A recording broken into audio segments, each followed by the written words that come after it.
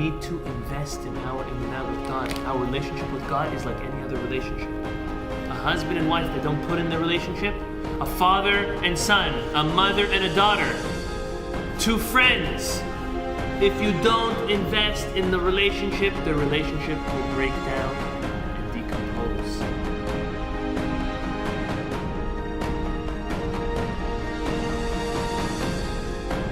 The Talmud learns from this week's Torah portion that it is a complete Torah prohibition to initiate, join, in any way, shape, or form, mahloket, disagreement. This is the Talmud, Masechet Sanhedrin. This is what Resh Lakish says. And Rav continues on the Talmud and he says, you know what the source is to this prohibition? It's from chapter 17, verse 5 in our Torah portion. It says, Velo yeh Korach v'cha'adato. Do not be like Korach and his rebellion, who mustered up and started a machloket. The verse continues, Kasher diber Hashem, as God spoke to us and taught us this story, biyad Moshe lo. Obviously, through the hand of Moses, through Moses teaching it to us and writing it in the Torah. So again, don't be like Korach and his surrounding, who involved in machloket, fighting and disagreement, as God said, in the name, or better yet, in the hand of Moses, by the hand of Moses. The Talmud continues, and Rav Ashi says, very interesting terminology of in the hand of Moses. It should be like Moses said. So he says, you know what? Let's make a correlation between the word hand over here and hand elsewhere. That anybody who involves themselves in machloket, in disagreement and argument, deserves tzarat, deserves leprosy. Where do we see so?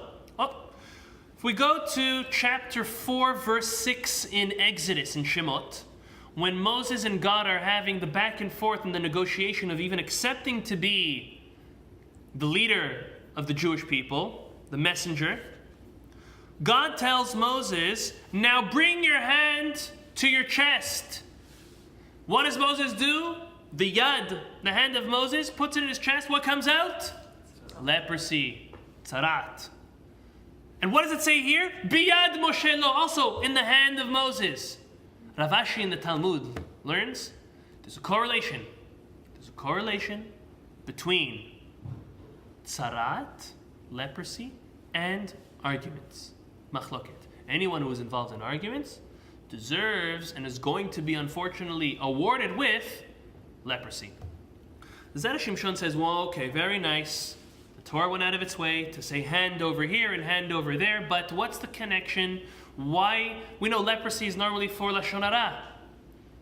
And we spoke about that then.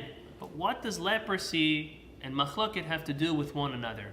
Zera Shimshon answers and says, every human being is created, as we know, b'tzelem Elokim, in the image of God. When a person hurts another human being, when a person insults or wages machloket, disagreement with another human being, in essence, they're doing so directly with God. And what happens is you end up going against God and disrespecting God and telling God, God, you've done something wrong with this individual. I have a disagreement. I have a machloket. They're not acting the right way. It's against God. Indirectly, yet directly at the same time. What happens is, when one goes against God, God puts them aside. It's very sad.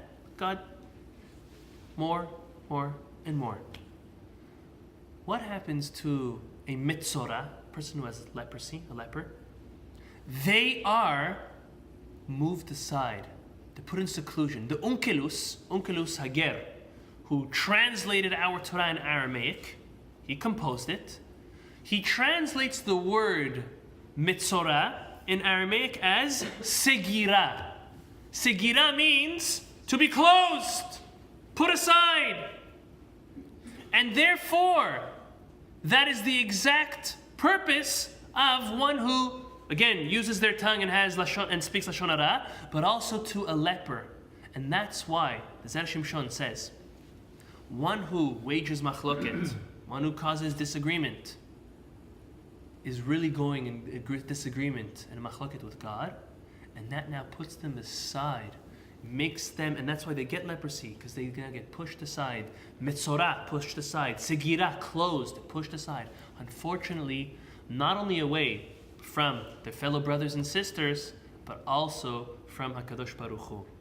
It's very important for us all to know that nobody wins in a machloket. Whenever there's a fight, both sides lose. And we learn this from Moses' greatness. Even though he was punished, as we said, with the way he rebuked Rav Lach, okay, fine. But if we look at the way the Torah says it, it says, Lo yeche Korach v'chadato. And even earlier on, it says that the machloket is between Korach and his people. It doesn't say the machloket is between Korach and Moshe. Moshe gave nothing to it. He didn't even think something was going on. Something went on. When it got to the last point, he said, let's go to God with it. He didn't fuel the fight. He didn't fuel the machloket, the disagreement. He said there was no disagreement. Nothing's wrong. So what was the disagreement? The disagreement was between them. Anytime anyone enters a disagreement, it's over. Each of them, Korach thought he was going to be the leader. And you know what? All the other 250 men thought they were going to be the one who replaces Moshe Rabbeinu. The greed got to them. They all thought they were going to be the man. The struggle and the machloket was between them against Moses. But Moses wasn't against them because Moses didn't feed it at all. Something we could learn. Someone starts up. Someone wants to wage machloket, wants to start a disagreement. As hard as it is, don't feed it and it won't grow. Something to work on, something we can all use, something we learn from Moshe's ultimate humility, his reason why he was elected to be the leader of the Jewish people, the messenger, the deliverer of the Jewish people. It's up to us to try to be as close as possible, to raise ourselves as much as possible, to be like Moshe Rabbeinu. Amen.